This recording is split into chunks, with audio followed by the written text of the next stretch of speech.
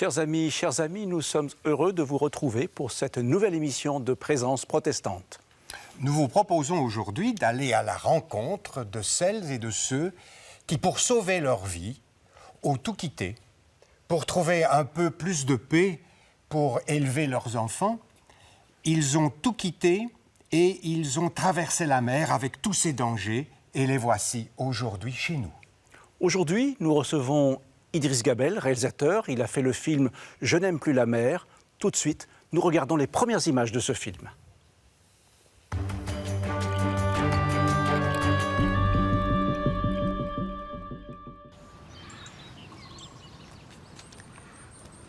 اینجا خانه ماست. در افغانستان بایم خانه ماست. اینجا نام ماست. اینجا هفته ماست. اینجا یک خاطرک پشکک داشتم.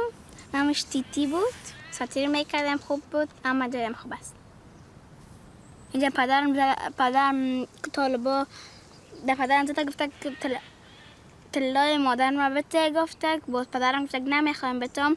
باز پدرم ما در کمرش امروی کلان چیز زدک چوب زدک. باز ما ترسیدیم. پدرم گفته خیمریم گفته که از افغانستان کوچ میکنیم در بلژیک میریم. در کشتی هر کس نماز میخوان قرآن میخوان تلفن کشیدن رفته و نشان دادن گفتن که کشتی ما هم چیز بوده غار بوده که نباشه پلیس از ارومیه نفهم از کجا از اون میامدن او زیاد چیز بودم خوشحال بودم که اونا ما را میگیرن ما غرق نمیشیم چیز نمیشیم اینا در بلژیک هستیم خداوند خودش امرای ما کمک کرد امرای ما هستن. ما میخوایم که پوزیتیو شوم. ما نمیخوایم که یگانه تا نگاتیو شوه. در کشورشان بغلطه مادرم جگر خون میشن فقط چیز نامقصده. Idriss Gabel, bonjour et merci d'être présent avec nous. Bonjour. Alors dites-nous, première question, qu'est-ce qui vous a donné l'idée d'aller à la rencontre de ces gens et de faire ce film? L'idée, en fait, un documentaire, c'est rarement une idée, c'est plutôt un questionnement. Et je pense que, comme tout le monde, en tout cas, je regardais les informations, le JT, et j'ai été interpellé par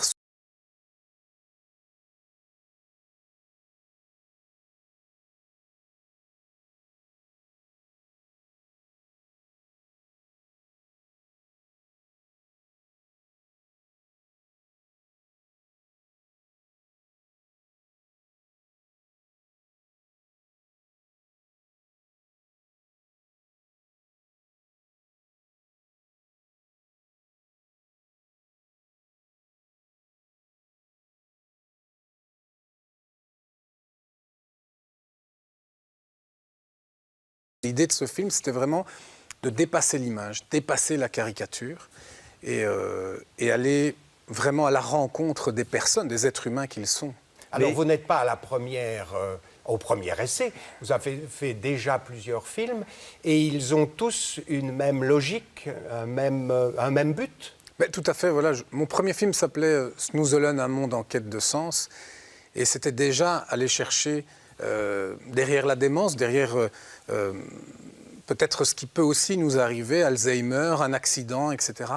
Je voulais voir toutes ces personnes qui ont été, qui sont maintenant autre chose, mais qui restent des êtres humains. Et que deviennent-ils? Voilà, ça c'était le thème. C'est une interrogation en quelque sorte de l'humain sur l'humain. Exactement, voilà. Ça c'est mon travail. Le second aussi, j'ai tourné, donc c'était Kolwezi on Air, qui était passé sur les antennes de la RTB, mais c'était là aussi, j'avais suivi une petite équipe de journalistes au Congo, à Kolwezi.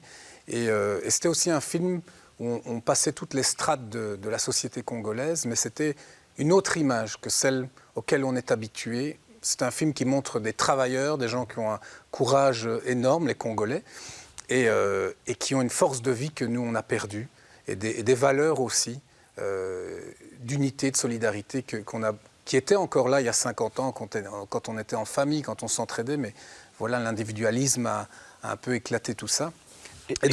Et là, ce sont les enfants qui vous ont intéressé. Oui, ici, voilà, ici, en fait, c'est tout d'abord, comme je disais, ce mot migrant qui m'a interpellé, et puis on entend aussi chaque semaine tous ces chiffres de personnes disparues en mer. Mais on imagine rarement, en fait, les enfants derrière ces chiffres, ces familles, qui sont la plus grande majorité de ces personnes qui traversent, entre autres, la Méditerranée. Et voilà, donc moi, je voulais aller à l'essentiel, à l'essence même, je dirais, de ce mouvement de migration, de ce mouvement migratoire, et d'aller voir ces enfants qui, pour voir eux ce qu'ils en comprennent, finalement, de pourquoi ils ont quitté leur pays, le trajet qu'aucun enfant ne devrait vivre, hein, ce trajet pour venir jusqu'ici, vous l'aviez dit dans l'annonce, les montagnes, la mer, etc., à traverser. Et voilà, moi je voulais entendre leurs mots finalement, leurs ressentis. Parce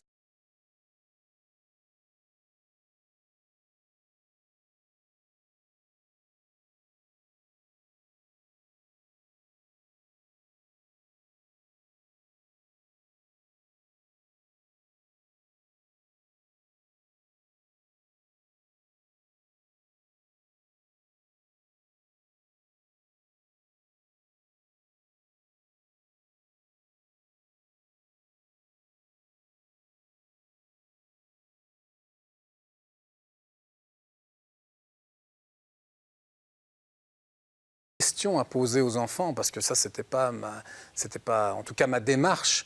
Voilà, mais je pense qu'en fait, comme tout le monde, j'avais envie de comprendre, et comme tout le monde, j'avais plein de caricatures en tête par rapport aux réfugiés, aux demandeurs d'asile. Je ne savais pas du tout ce qu'était exactement, en tout cas, ce qu'était un centre d'accueil, la différence entre un centre ouvert, fermé.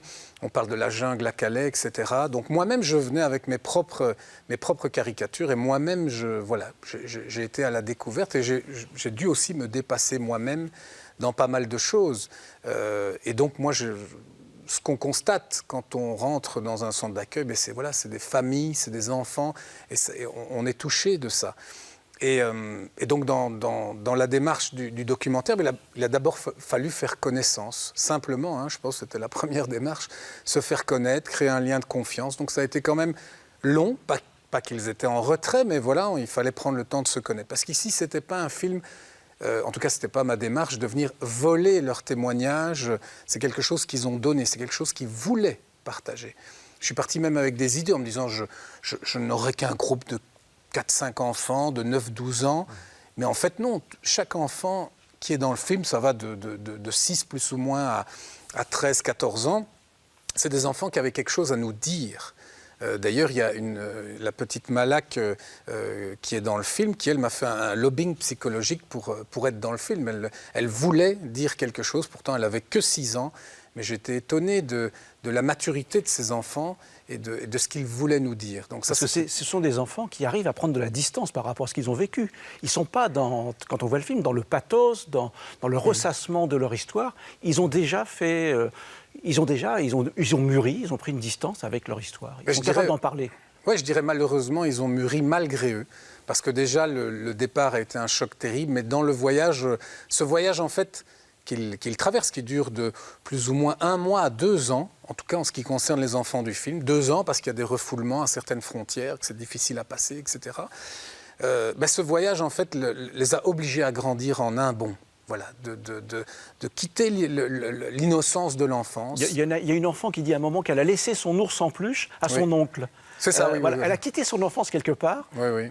à son oncle en disant « je vais revenir le chercher ». C'est ça. Mais voilà. Oui, il y a quelque chose de symbolique qui est très fort là-dedans. Elle laisse quelque part son enfance à son oncle au pays. Et elle, maintenant, elle part vraiment pour devenir quelque chose. Mais malheureusement, ce quelque chose, il y a des traumatismes, il y a des blessures terribles sur le voyage, parce que le voyage est souvent aussi dangereux que ce qui a fait démarrer les familles du pays, des troubles. Et donc oui, ça c'est très frappant avec ces enfants. Ils ont une maturité qui n'est pas naturelle. Et j'ai appris un nouveau mot dans le centre qui s'appelle, ils sont aussi parentisés, adultisés. Voilà.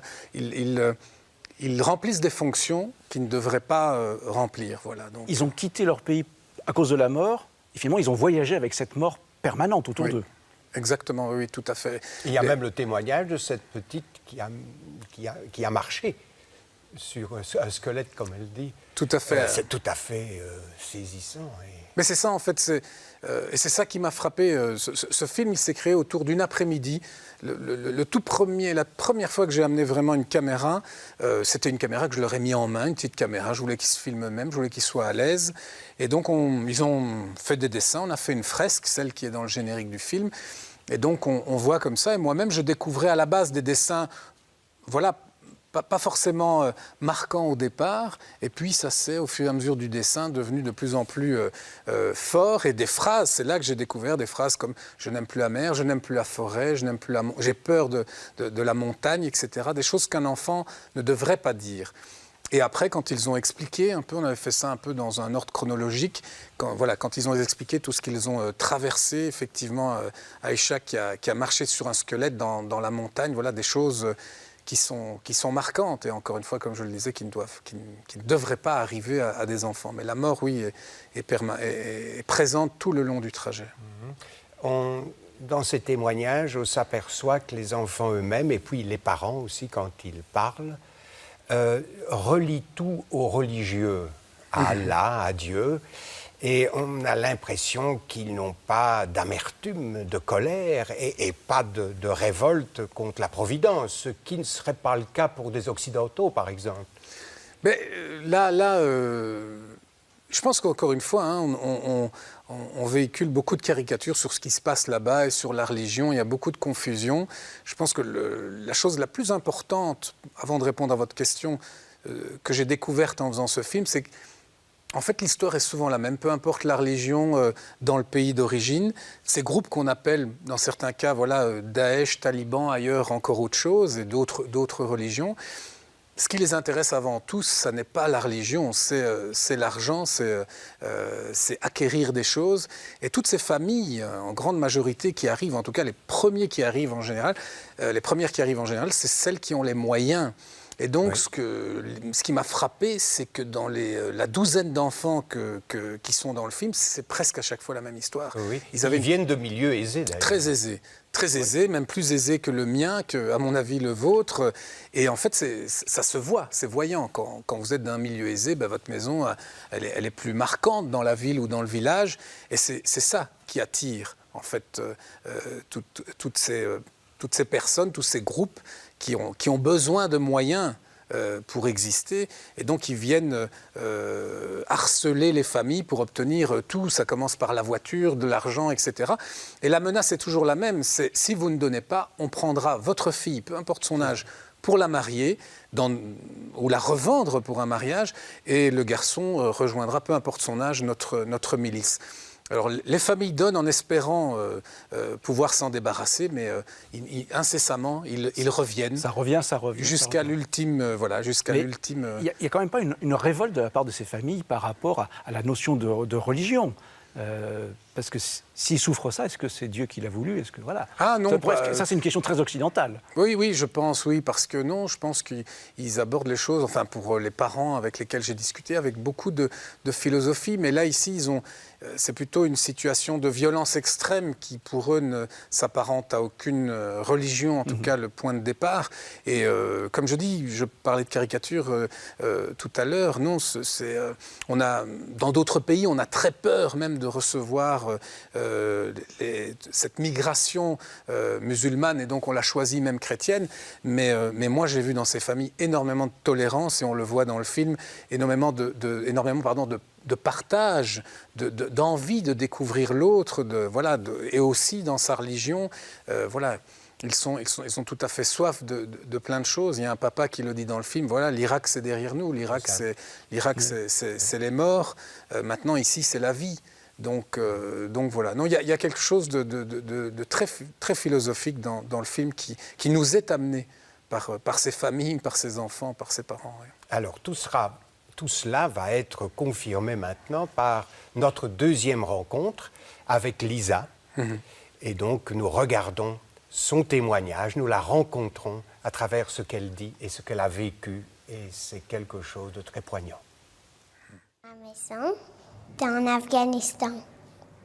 Il était grand. Il y avait un grand jardin. Et on avait 2 chiens avec nous.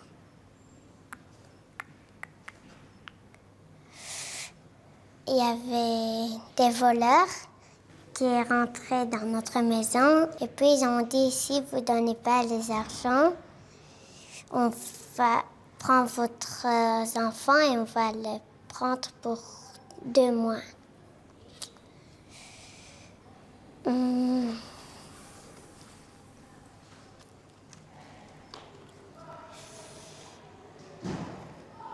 Un jour, mon papa, je sais pas, c'était le soir, il est disparu. Ce matin, j'ai réveillé, j'ai dit à ma maman, il est où mon papa? Il a dit, je sais pas, il était dehors. Et puis j'ai vu, il est pas venu, ça fait longtemps. Je crois que ça fait 3 ans, je sais pas.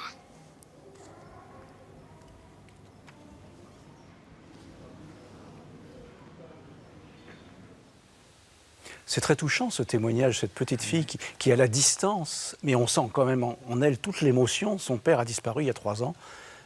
Voilà, elle est... Mais il y a cette maturité, cette distance, cette profondeur aussi dans le regard, à travers ses dessins, presque de l'art-thérapie finalement. Mais il y a de ça dans le film, ça c'est vrai. C'est quelque chose qui m'a interpellé dès le début, hein, c'est cette force qu'il y a dans ces enfants. Moi, j'ai appelé ça la force de vie, parce que malgré tout, il faut vivre. Oui, c'est une leçon de vie, quelque part. Tout à fait. Et donc, ces enfants, comme je le dis, j'ai fait plusieurs centres avant de faire ce film pour trouver le groupe d'enfants avec lequel on irait. Et certains groupes avaient tourné la page, certains groupes avaient une maturité différente, mais celui-ci m'avait vraiment interpellé, la force qu'il y avait dans ce groupe d'enfants. Si bien que, il faut quand même le préciser, on a eu un accompagnement psychologique avec les enfants. Il y a une psychologue externe qui est venue et faire un travail très intéressant. On aurait pu dire, bon voilà, elle vient pour dire, ah non, attention, ne dites pas ça ou ça avec les enfants. J'avais très bien compris, voilà, réalisateur, réaliser, je sais faire, mais voilà, on peut être très bienveillant et faire beaucoup de mal. Et ça, je ne le voulais pas avec ces enfants. Et donc, elle nous a vraiment proposé quelque chose qui est de l'ordre de la reconstruction. On appelle ça la résilience, quoi, hein, pour ces enfants. Et en fait, ils ont utilisé le film pour faire un travail sur eux. Donc, il y a beaucoup de choses qui se sont passées totalement en extérieur avec elles, que je n'ai pas filmées, ça leur appartient. Et devant la caméra, alors, ce n'était plus des interviews ou des simples témoignages. C'était quelque chose qu'ils avaient besoin de dire. C'est un travail, oui, comme vous disiez, c'est un travail psychologique important, de résilience, de la profondeur. Mais on sent aussi une très grande attente vis-à-vis du pays qui les accueille. Ils sont partis d'Afghanistan pour ce groupe-là, ils arrivent en Belgique, et là, il faut se reconstruire. Et là, il faut tout recommencer à zéro, parce qu'on a bien vu, vous l'avez dit, que c'est des familles qui étaient aisées, qui sont parties, qui ont tout perdu, et là, elles arrivent, il n'y a plus rien. Mais tout est incessamment à recommencer à zéro. Il y a déjà des étapes dans le voyage qui, pour l'enfant, sont un recommencement. Et puis, parfois, elles ne sont pas arrivées tout de suite en Belgique. Peut-être ils ont fait une escale en Grèce, etc. Donc, je veux dire, voilà, ou d'autres. Mais il y a à chaque fois un éternel recommencement. Ce n'est pas non plus le seul centre qu'ils font en Belgique. Ils font aussi, généralement, 2, 3 centres. Hein. Il y a pour des raisons logistiques, on change les familles de sang. Donc pour l'enfant, c'est à chaque fois un déchirement, ça, il ne faut pas l'oublier. Et ça, c'est vraiment ce qui m'a frappé. On parlait tout à l'heure aussi, il y a ce déchirement pour nous, adultes. Ça n'a plus la même valeur, mais on a tous été enfants et on sait que laisser derrière soi déjà sa famille, ses jouets, ses photos, parce qu'ils n'emportent même pas de photos. C'est trop dangereux de prendre des photos de famille avec soi. Parce que peut-être on pourrait les perdre, certains tomberaient dessus, et donc voilà, ils ont peur d'être, tant qu'ils sont dans le trajet, ils ont peur d'être repérés par qui que ce soit. Et donc voilà, il y a vraiment cette reconstruction permanente. Et on le voit dans le film, il y a Fatima qui quitte enfin le centre, qui est positif, comme l'appellent les enfants, donc elle a droit à un séjour régulier ici, voilà, reconnu de réfugié. Mais quand elle quitte le centre, c'est une grande tristesse, parce qu'elle quitte...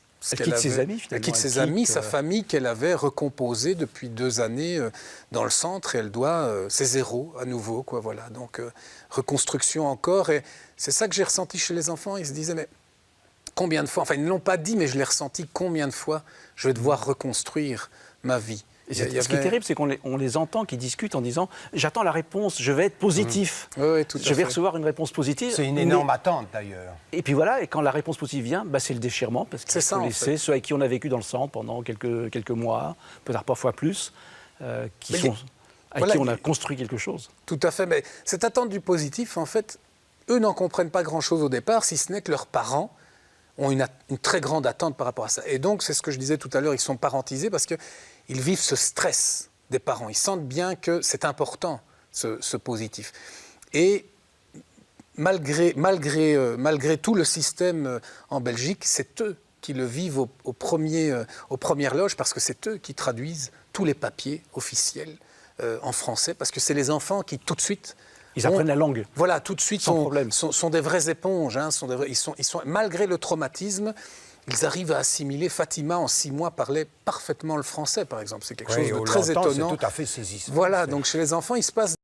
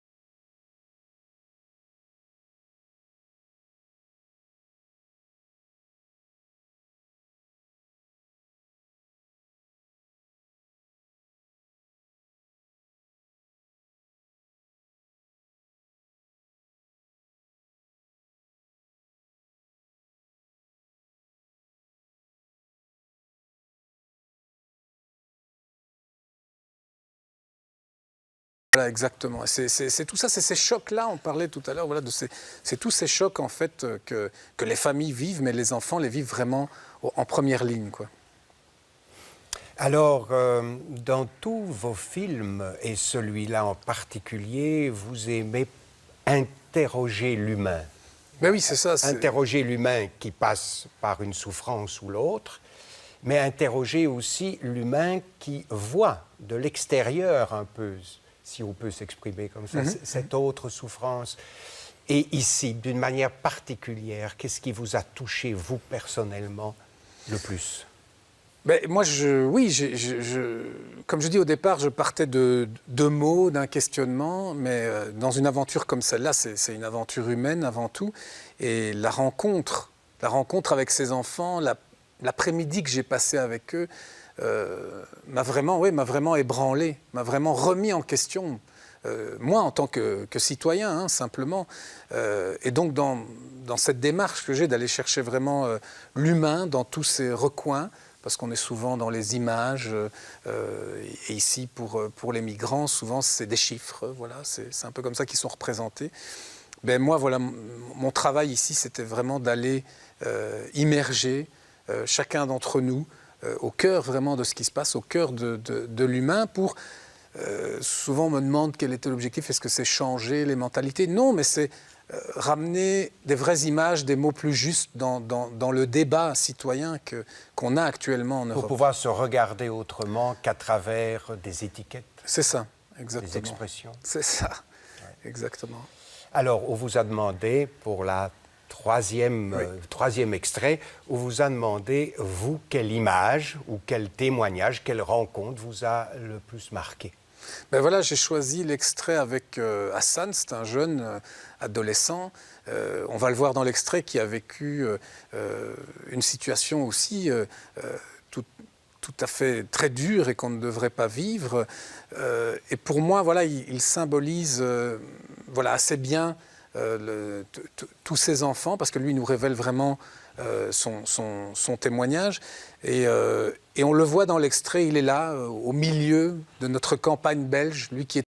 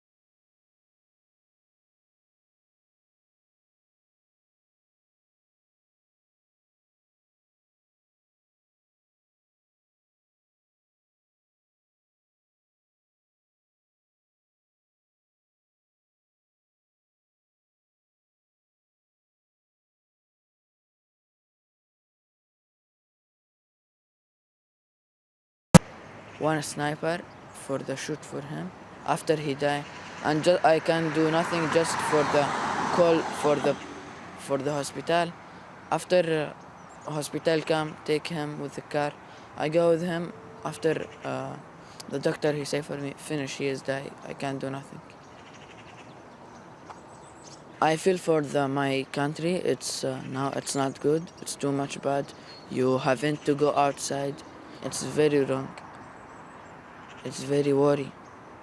It's very scary when you go outside. Excessivement poignant comme témoignage.